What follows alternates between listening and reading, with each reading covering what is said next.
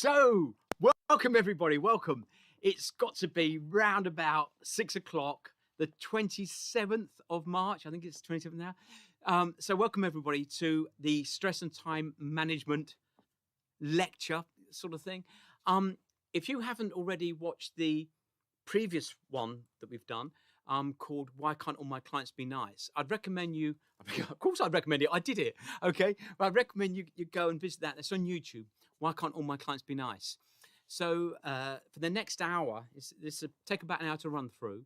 We're going to just explore some stress, and we're going to explore some methods that you might want to adopt for some time management, which is very, very useful. So this is billed as a farrier's guide, okay, mainly because I'm a farrier. And I just wanted to share a few experiences that has helped me survive a farriery business for about the last 40 years. So first of all, my notes, okay, a huge shout out to all my clients that have provided most of the material for this lecture. And I don't mean that in a cruel way. But they and you, if you're watching my class, you all thought I was there to do your horse's feet. And in fact, I was taking notes. So this is like a distillation of the last 40 years. So we're going to go on to part one, which is, stress. So this is the stress part one. Okay. So what is this? Is stress? Now, the best definition I've come across about stress, it's a state of mental or emotional strain or tension resulting from adverse or demanding circumstances. Okay, so that's a definition. So what you need to do now, so it's pretty interactive this, you need to grab a pen. Okay, grab a pen, because here comes a list of about 11 things. So don't worry if you can't write down as fast as I go through the slides. We're recording this, and then I'll be posting up the link that will be on the link that will take you to YouTube. Okay, so there'll be, this webinar will be on YouTube, and I'll post a link so you can get to it. Okay, so don't worry if you can't write down all these different items that are coming up in this next 11. Okay, so here we go. Right, so we've all had that sinking feeling when a message from a particular client comes in. That's a big stress factor. Okay, that perhaps a horse that you shod yesterday has come up lame. You can tell this is mainly for farriers, okay? It's for farriers. A delivery of shoes needed for today hasn't arrived. An important horse has pulled off another shoe and it's wrecked its foot again, okay? Now, sometimes you go to a client, they haven't paid for the last 2 visits and you're due there again. And that can be really stressful, because it's like, what do you do? Do you turn up? Do you have an what happens? Okay, another stressful situation. Sometimes that noise from your engine is getting louder, and you think, oh, gee, I wonder if this car's going to hold together. Okay, now sometimes it's an outside thing. So you might have a child that's having problems at school and doesn't want to talk about it. Okay, your wife is having problems and does want to talk about it. Possibly even worse. Okay. Your doctor may have called you back for a little chat about the results, and again, your stress level rises. Your bank has cancelled your overdraft facility. That's a big one. You may have more month than money. Okay, you may have some colleagues that don't pull their weight. So that's some little things that cause stress, but what are the signs? Okay, now how can we recognize it in ourselves and others is what I'm going to be focusing on now. So this is important because no one lives their life in total in isolation, but sometimes a sufferer wishes he or she did or he didn't. Okay, so whenever you're talking about stress, what is stressful for one person may be not stressful for another. So we've got to learn how to recognize it in ourselves before we can recognize it in others. So as a business, let's look at stress as a business. So here's another short list. There may be disputes and disaffection within the group. You may have an increase in staff turnover. There may be an increase in complaints and grievances. There may be an increase in sicknesses or absence. There may be an increase in reports of stress within your company or practice. You may have difficulty attracting new staff. there may be poor performance within the practice, and there may be an increase in customer dissatisfaction or complaints. Okay, so that's as a business. Now, as an individual, okay, it's time to grab that pen again because we've got a list of 25, but I'm gonna whiz through these. Okay, so don't panic. When you go and revisit this video, as I hope you will, you can pause it and write and jot down notes, things that are particular for your situation. Okay, but first of all, a huge disclaimer: I'm not a doctor. Okay, I'm merely a humble farrier who survived working as a farrier for the last 40 years. Gosh, 40 years, even that's made me feel a bit down. But so I'm not a doctor or anything. Okay, so if you have any of the symptoms that we're going to be talking about, or you're feeling ill in any way, get immediate professional help, medical professional help. Okay, so that's my disclaimer. Okay, so let's crack on. Behavioral symptoms. These are changes from your normal behavior. Now, one of the ones may be your eating. Okay, you may be eating more or less. In other words, there's a change in your eating habit. Okay, you may have excessive smoking or excessive drinking. Okay, you may be sleeping too much or too little, and there's a change in your sleeping pattern. Okay, you may be feeling as though you want to isolate yourself. Okay, you feel lonely and withdrawn. Okay, procrastination. Okay, you may be neglecting some of your responsibilities. You may have twitchy or nervous behavior. Okay, you may have mood swings and that affects your behavior. You may be experiencing negative or depressive feelings. You may feel just disappointed with yourself. Okay, you might have an increase in emotional reactions. You become more tearful, more sensitive, more aggressive sometimes, more irritable, perhaps a short temper. Okay, you may have a loss of motivation or commitment or confidence. You may have memory problems. Okay, sometimes you have an inability to concentrate. Okay, you have poor judgment. You sometimes see only the negative. You may have anxious or racing thoughts, constant worrying, confusion and indecision. Okay, can't concentrate. Okay, agitation and an inability to relax. You just can't chill out. Okay, you feel overwhelmed most of the time. Okay, you've got a general feeling of unhappiness and depression. You're driving, and this is a big thing for farriers sometimes because so much of our time is spent in the truck, and vets as well. You know, vets, are often doing 30,000 miles a year, and they may be driving fast. I say they, I'm talking about vets. Us. We might be driving too fast or badly, or even competitively. You know, not letting people get in front of us. You may have an obsessive, addictive behavior. You might spend all day on Facebook. Okay. You may have sudden, uncontrolled vocal outbursts, excessive swearing. Okay. So head and mental health. In the short term, you'll have anxious, changed moods, negative thoughts, more emotional, disturbed sleep patterns. In the long term, that will lead to anxiety and depression. Okay.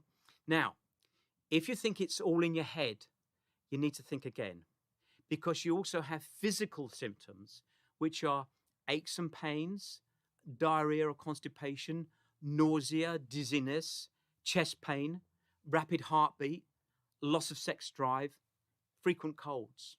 Okay, so we're going to now look at some of these. So let's look at heart, lungs, and circulation. In the short term, you have changes in your heart rate. Okay, you've got an increased blood pressure. You get palpitations. In the long term, you're going to get hypertension, high blood pressure, and heart disease. Your skin, in the short term, when you get stressed, you might get sweating or reddening or blushing. In the long term, it may develop into eczema or psoriasis. That's your skin. Your metabolism, in the short term, you get a mobilization of energy sources. You get increased cholesterol in blood, and you get an increase in glucose availability. Now, in the long term, you get an inefficient energy use, an increased fat deposition, you get insulin resistance, and we develop a metabolic syndrome. And then muscles and joints. In the short term, we get an increased blood flow to muscles and we get muscle tension. In the long term, we get loss of muscle function and structure. We get stiffness and soreness, and we get regional pain syndromes. We get osteoporosis. And you see people with the weight of the world on their shoulders, okay, coming from stress. When we look at our digestive and our digestive system and our gut, in the short term, everyone's experienced some butterflies in their tummy. You might get a dry mouth, and that's why, I always have some water in case I get stressed and I get a dry mouth. Okay, we get a suppression of digestion and nausea. That's short term. Long term, we get an appetite suppression, and we get an impaired capacity to repair ulcers. We get a chronic dysfunction of the gut, such as IBS with irritable bowel syndrome. Okay, now reproduction and growth is pretty interesting. On the short term, we get a suppression of reproductive and growth systems hormones. In the long term, for women, you get irregular or loss of menstrual cycle, reproductive abnormalities, and loss of libido. With men, we get reproductive abnormalities, loss of libido, a decrease in testosterone, and erectile dysfunction. So, onto the immune system, and this is very, very interesting. In the short term, we get an enhancement of specific immune responses, for instance, to deal with wounding. So we get chased by a tiger, get bitten, and our body can repair the bite. Well, if you survive it, you can repair it. But long term, we get eventual immune suppression and increase in the susceptibility to some infectious diseases. So short term, stress, pretty good for the immune system. Long term, not so good. Okay, so the causes. Does anyone really know? For man, the external causes can often be the expectation to be strong, or to be a man. Okay, and that could be an external pressure. For a woman, that could be the pressure for a woman could be to be body beautiful. So these are external pressures.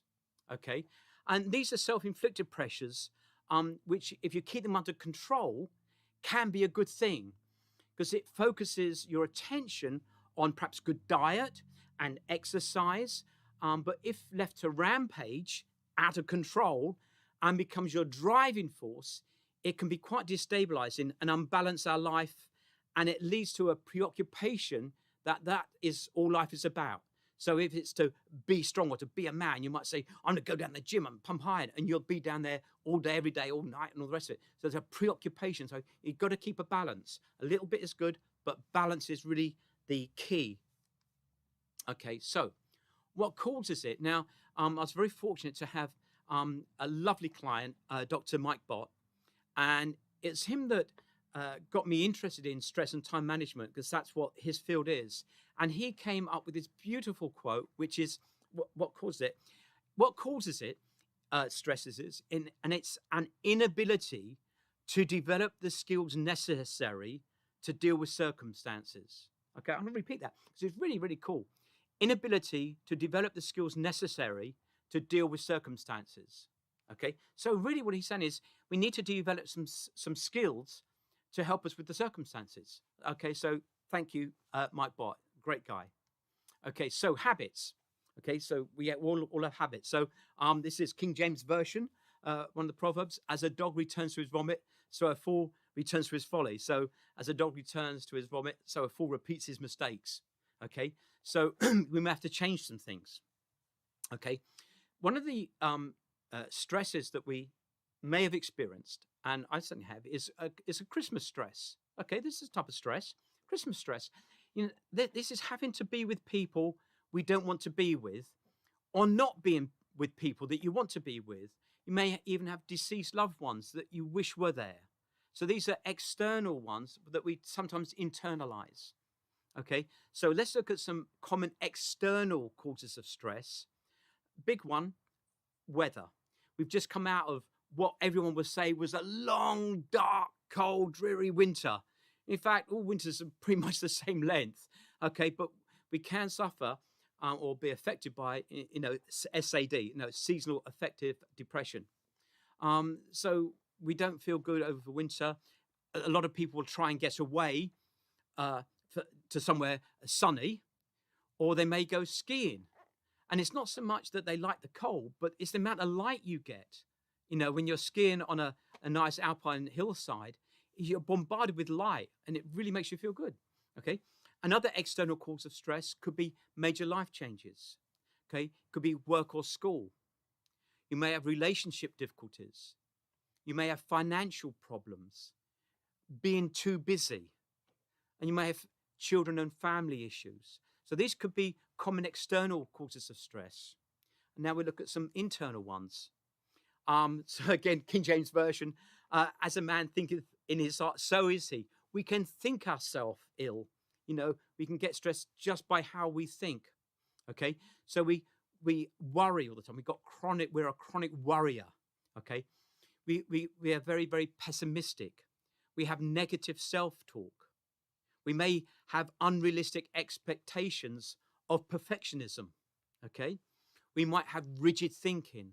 We might have a lack of flexibility in our thinking. We may develop an all or nothing attitude. Okay, so the cure. Now, I know you're laughing outrageously there at my humor.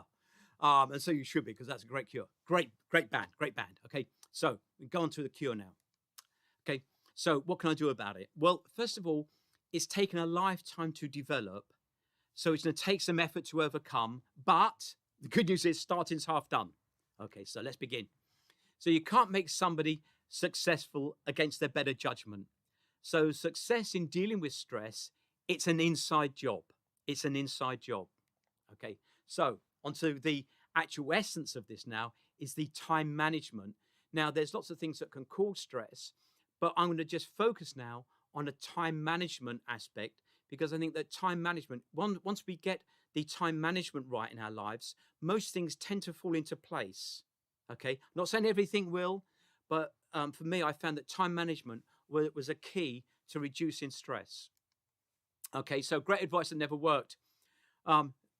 Get ready for some humor now. Okay, doctor, I keep thinking of my pair of curtains. Pull yourself together, man. Okay, so that's great. Well, great humor that never worked, but great advice that never worked. So how many psychiatrists does it take to change a light bulb? Okay, one, but it's got to want to change. And you can't see it from here, but all the team here are fully about laughing. If only. Right, let's get on. So first of all, you've got to be honest. And a lot of what we're going to be talking about now is about absolute honesty, okay? You've got to be honest about the cause, okay? It's no use going home, kicking the dog, hitting the horse or whatever. You've got to be honest. What is the actual cause?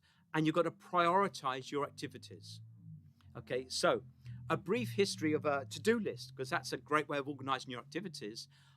Charles Schwab was a steel magnate, early 1900s, and he wanted to develop better production system. And he was a passionate follower of Taylorism, which Taylorism was about effective use of time and machines, things like that. Workflow was Taylorism. Okay, and that's a great area if you want to look up Taylorism. Okay, so what he did, he said that he'd reward anyone that could improve the productivity of his factories and of his employees. So Ivy Lee, who was in public relations, he met with Schwab and suggested the following: that each employee should write down 6 tasks every day and rank them from the biggest to the lowest priority. So just 6 tasks every day, most important, least important. Okay. And then he said they should get to work on the top priority. So you prioritize your list and you work just on the top one. And after completing the top one, then they would move on to the second one and so on. So any unfinished tasks then went on to the following day's list, because that may have different priorities. Okay. So every day, new list. And they ran this for 90 days and they monitored it. and they actually found that there's a dramatic improvement in productivity and things just work better. And the to-do list is really going to be a cornerstone for helping with the time management. Okay, so that's a brief history of the to-do list.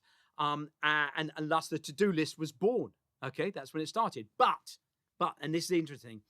At some point, you may have made a to-do list with sort of 10 or more tasks on there, and you want to complete them in a very short period of time.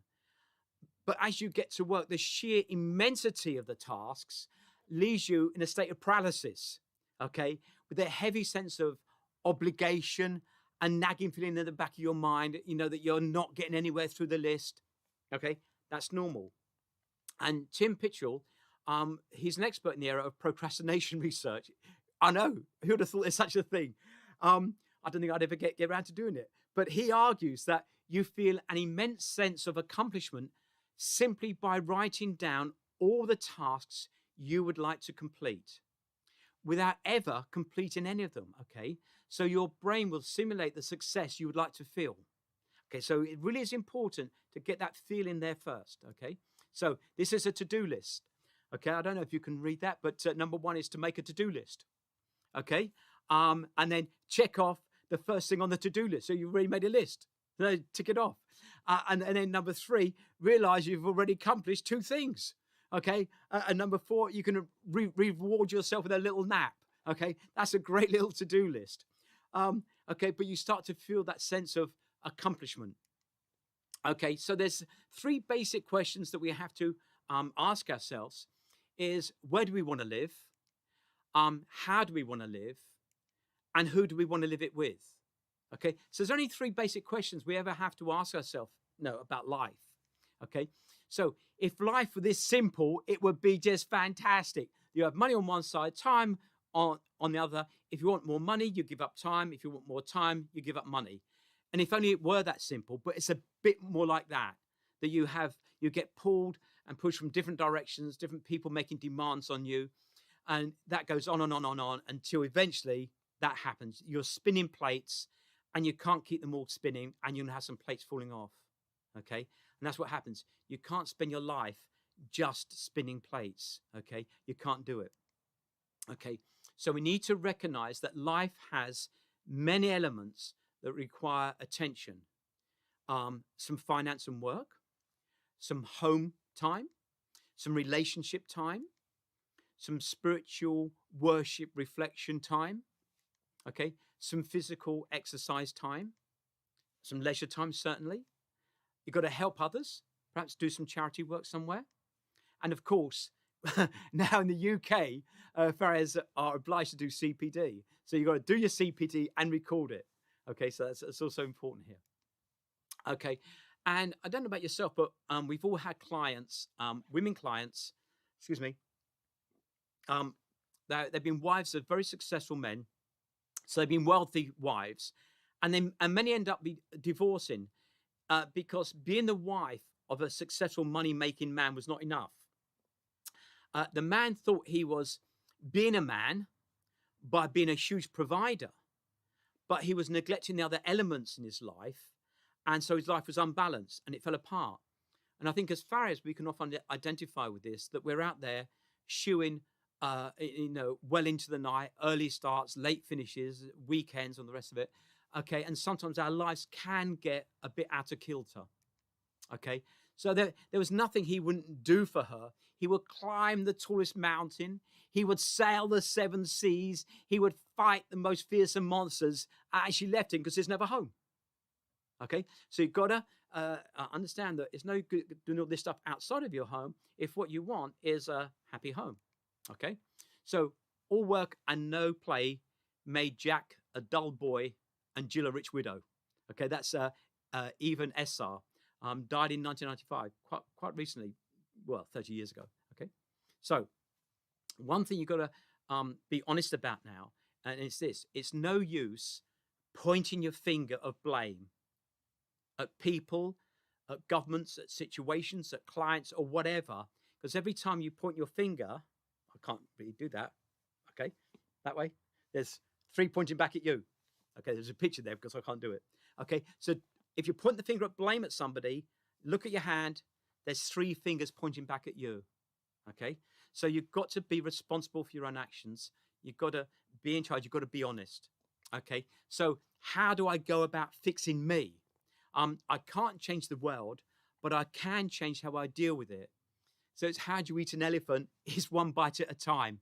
In other words, by doing small things and taking small steps, we can begin to realize that we do have control over our lives, and it's possible to be in the driving seat, okay, just by taking small incremental steps.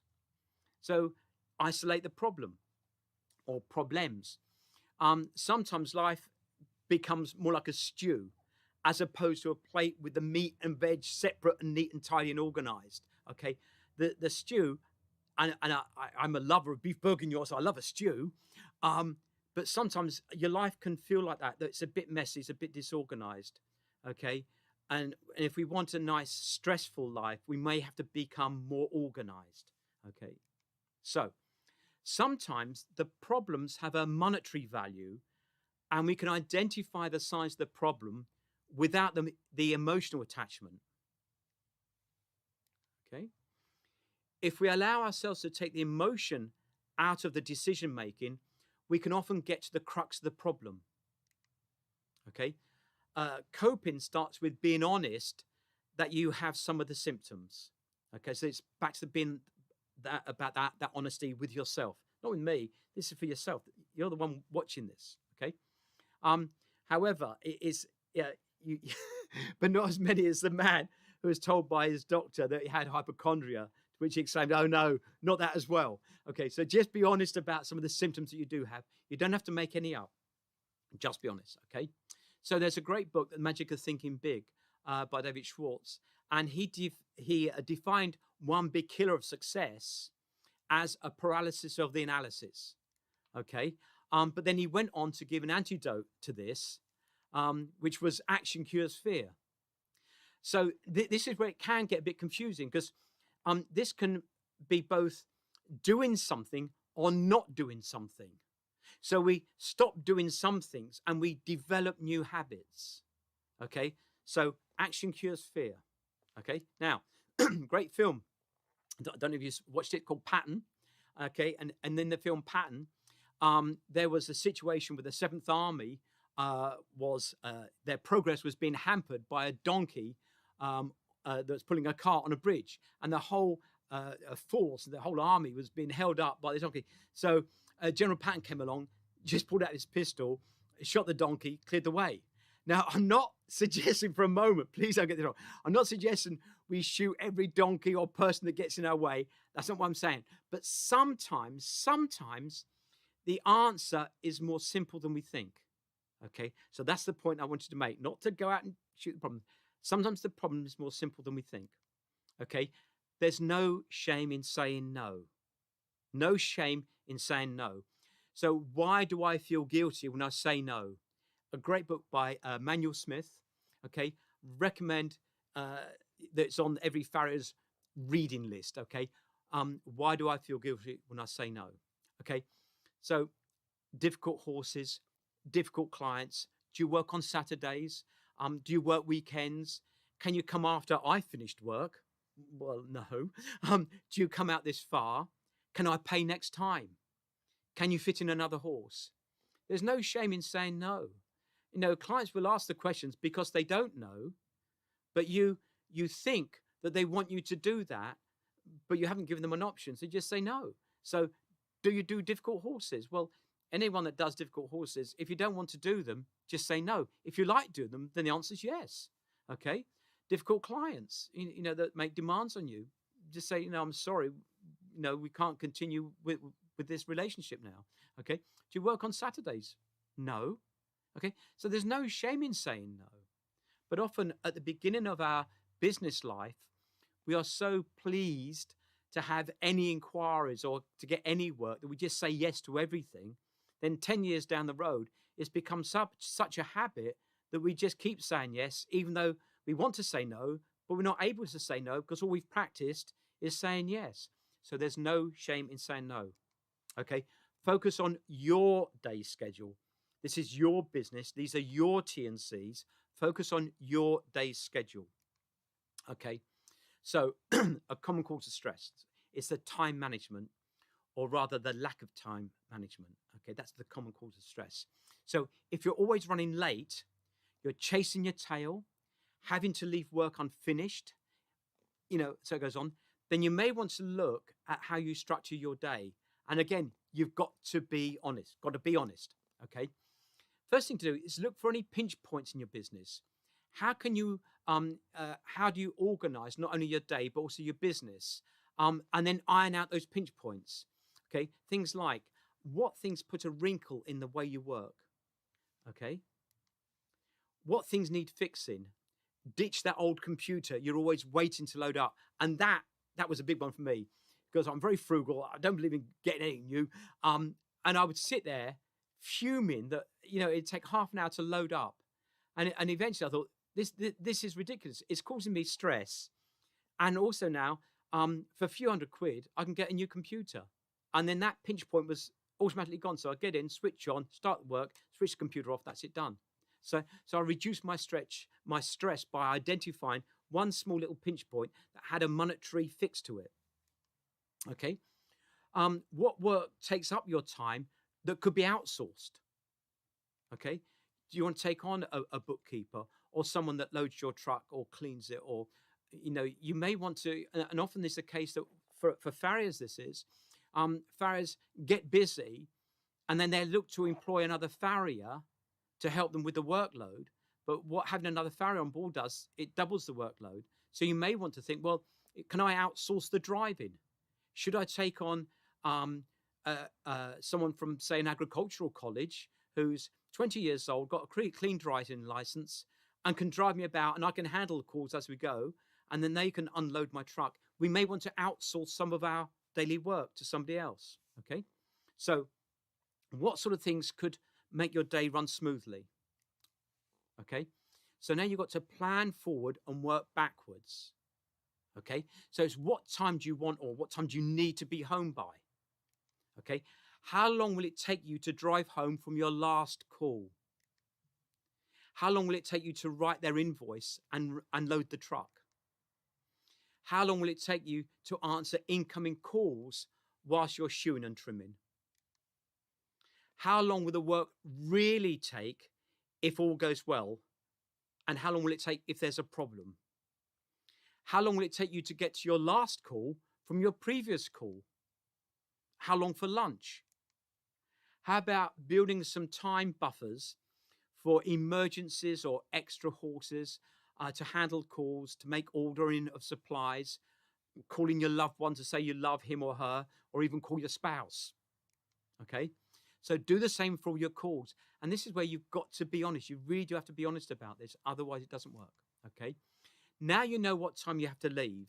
But what about stocking the truck up, having breakfast, and showering? Well, now you know what time you need to get up at the absolute latest. Okay. So you're not late at the end of the day. You're actually late right at the beginning. And it's that simple, that you've failed to plan, or you've been too scared to plan because you thought you may fail. It's the fail to plan to fail. Okay. Now, Henry Thoreau, the mass of men lead lives of quiet desperation, and hopefully through this little webinar, it's given you some ideas about how you can take back some charge over at least the time element of your life, that will help to reduce some of your stress. So Hooke's law, it's a strange one to include here, but I thought I would, because Hooke's law is about springs, basically. And this is what happens with springs, that they will return to their natural length as long as they're not overstretched. But this is what happens with springs. You have an elastic region, which is that blue element there. Then you've got that green plastic bit, and then where it's red, you get fractures. Okay. And that's what happens with people, that if we do too much, we're going to fracture. Okay. If we get overstretched, not to the point of fracture, we don't really return to the proper shape. So we've got to keep working and operating our lives in that elastic region, where we can do some work, we can go home, we can be of some use to our family, our community, clubs and associates. We can add, rather than be so depleted of energy and so stressed that we're actually broken at the end of the day. Okay, so this is a very, very important graph now. Okay, because we're all on this graph somewhere at any point of the day. Okay, and if there's one thing that I want to leave you with, or I want you to draw out if you can quickly, if you've got some pen and paper handy, is this Yerkes-Dodson curve. Okay, and it's about arousal v performance. So you've got arousal on that horizontal, and you've got the output on that vertical. And as we get a little bit of arousal, we get a bit of output. And at various points, we get a bit more stimulus, a bit more arousal. So we arrive at a client's and the horses are in the field. And our output goes up because we think, right, we're going to have to work a bit faster now. And then we get some complaints by the clients. Why are we late? Well, we were late because the horses are in the field at the last call. And now we're getting a bit more arousal and a bit more output until we get so over aroused that our output is now going down. Okay. And that's when we find ourselves going back to the truck, and we think, what did I come back to the truck for? Was it for nails or for some other shoe? We just don't know. Or you find yourself standing in the workshop or in a room in your house, and you think, what did I come in here for? Okay, so that's when you're over-aroused, overstimulated, and now your output is going down. And if we continue to get over-aroused and overstimulated, that output curves hit zero. And that's when you find yourself in your truck and you can't bring yourself to switch the key and turn the ignition on. Okay, because you're overstimulated, over-aroused, and your output is now zero. Okay, so occasionally he stumbled over the truth, which I hope you've possibly done with this little webinar. And I hope you haven't done this bit, but always picked himself up and hurried on as though nothing had ever happened. Okay, and I'd hate for that to be the net result of you watching this webinar. I don't want you to say, oh, well, that's all right, and then forget it as though nothing ever happened. Hopefully, it's my wish that you take on board some of the points within this, no matter how uncomfortable, and I make no excuses for making you feel uncomfortable and squirming in your seat a little bit, because I want you to take some action and to help reduce some of that stress in your life. Have a look at the other lecture, okay? Why can't all my clients be nice? Because that's a great fun. It's pretty interactive, so you might have to pause that fairly often. But you use this as a tool, okay? Collect some CPD points, watch it a few times, you can generate some more CPD points, but hopefully you will embrace some of the things that I've mentioned. And last of all, just follow your dream, except for the one where you're running naked down the street. Don't follow that one, okay? And that's it, guys. So it's been an absolute joy sharing, I don't know, half an hour or so with you, covering some of the things that I've experienced over the last 40 years owning and running a farriery business. And again, thanks to everyone that that I've interacted with in the last 40 years, because without realizing it, you've all given me data. You all give me some reason to put this together. And if you're young and you've just started out on your career, take note. And if you're into your career, this is the time to do it. Make change now. Don't wait. This is the youngest you'll ever be. It's also the oldest you've ever been. Okay, but take action now and start to make those little changes that actually, when you put them all together, start to have big changes in your life. Okay, so that's it, guys. Record your CPD, and we'll see you next time. Bye-bye now.